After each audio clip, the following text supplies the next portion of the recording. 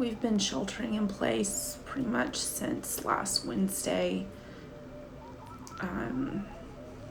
I began buying supplies on January 20th when the first case was diagnosed in the United States. What did we do today? Not much. I painted, watched the news. Where's this guy? Do you hear that? I feel like I'm getting sick, like my lymph nodes are swollen up again in my throat and my ears starting to hurt. You got a headache? Do you have a temperature? I don't think so. I've been keeping up with this and it's terrifying. What bothers you about this most? The erosion of our collective faith in experts.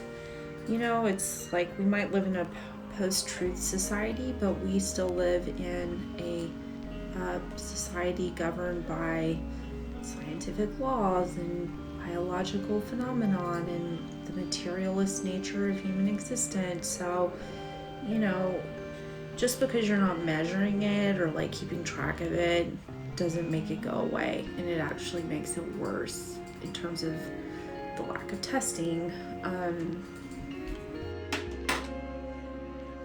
It's just what's exhausting is being so worried. You know, am I gonna die? Is my husband gonna die? Are my parents gonna die? Is my nephew gonna get sick? Is my best friend gonna get sick? Are my godchildren gonna get sick? I think people want to look to the statistics and find some comfort, but you know, what we do when we look at statistics is it's like we're asking for one paragraph in a book to tell the entire story, and there's a story behind each and every number that we use as an indicator to make sense of a larger group of people. And there's a lot of variables at play in terms of the rate of sickness, the rate of hospitalization, the rate of death, and the rate of lifelong complications as a result of this disease. You know, people's behavioral choices. We live in a failed state in terms of the national government. I would say it's a failed state. You know, we are failing to take care of the basic needs of the average person. Our institutions had already failed. You know, what this does is it exposes that failure to us. You know, it's got to be up to us to fix things. You know, it has to be up to us to say no more. You know, to protect people who are at work, like our healthcare workers and delivery drivers and Amazon warehouse workers. Like, they deserve to be safe at work. You know, everyone deserves to have healthcare. So, you know, I just don't see how we could ever go back. Now you make me feel bad because I just had this delivered in the mail today.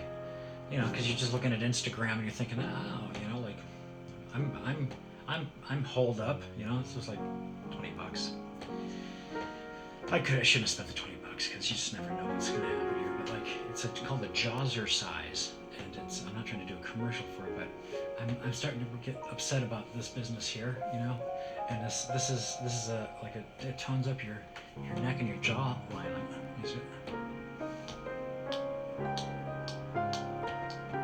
So the mailman risked his life to bring me this, and now you're making me feel kind of bad about it. It's just very overwhelming.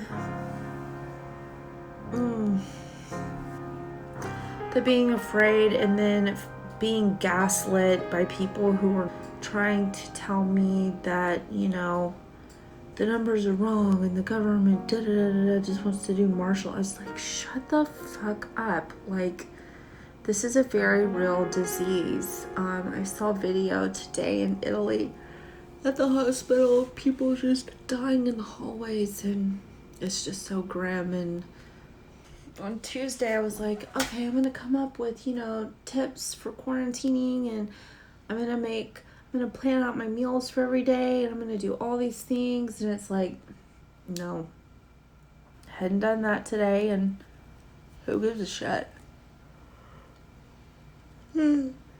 I saw a meme that somebody posted. They said, "This feels like my first burn." That's funny. And it's Burning Man has prepared me. I saw a meme. It was like, the Fernley Walmart tried to warn you. You know that Fernley Walmart outside of Reno? I've dealt with Walmart when there's been a run on supplies, honey, you know. So, we'll get through it, you know. We just want to stay home, so I gotta go to bed. I am so tired because I haven't been sleeping, and I think I'm gonna be able to sleep. Yay.